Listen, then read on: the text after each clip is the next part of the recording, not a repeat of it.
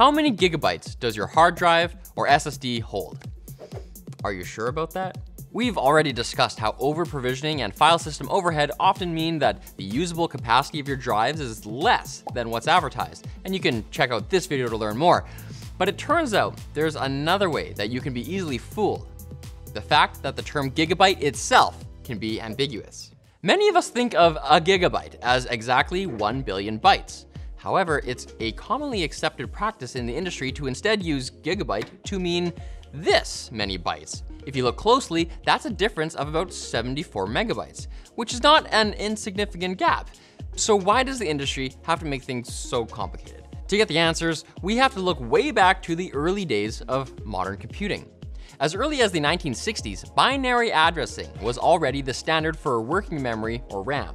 You see, when a computer puts something into memory, that data is assigned to a particular address, so the system can recall where it's stored. Binary addressing means that each memory address is expressed in binary digits, that is, ones and zeros. So, for example, if you have a 10-bit address, there are 2 to the 10th power, or 1024 possible addresses, not exactly 1000. It therefore became convenient to refer to 1024 bits as a kilobit, or the same number of bytes as a kilobyte, even though those uses didn't strictly line up with the meaning of the kilo prefix as it's used in fields outside of computer science. We've also seen this at times with mass storage devices. During the 1980s, when the IBM PC platform was becoming popular, the industry needed to decide on a standard sector size.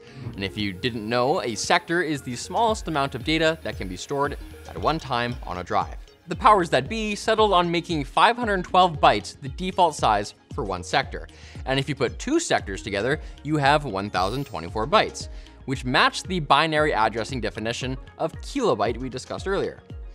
Even today, when we're using much larger drive sizes, sectors are still defined by sizes and powers of 2, with the sector today usually coming in at 4096 bytes. However, the storage industry today typically uses the more common exactly 1 billion bytes definition of gigabyte, since this definition allows drive makers to put larger capacities on their packaging and claim slightly faster speeds on their spec sheets. But wouldn't it be nice to know exactly what you're getting when you go out and buy a drive or memory card?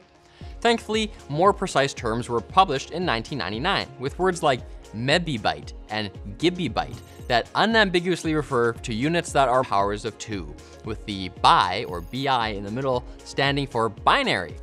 If you want to write that out as abbreviation, sticking a lowercase I between the capital G and the capital B is the correct way to do it. However, this obviously hasn't solved the problem completely. The more common words like megabyte and gigabyte can refer to data units in either system, and the words with bi or B in the middle haven't gained a whole lot of traction outside of tech circles. In fact, there have even been lawsuits over how these terms are used, with customers claiming that they got less storage than they paid for in certain circumstances. And as storage continues to grow and grow, this could become a more significant issue. For example, there's about a 125 terabyte difference between a petabyte and a pebibyte. But maybe we'll just constantly be storing such large files on our devices that these differences won't matter very much. Personally, I'm looking forward to sharing food photos on Instagram in 16K with encoded smell data. Thanks to the Drop THX Panda wireless headphones for sponsoring this video. These are the world's most distortion-free wireless headphones.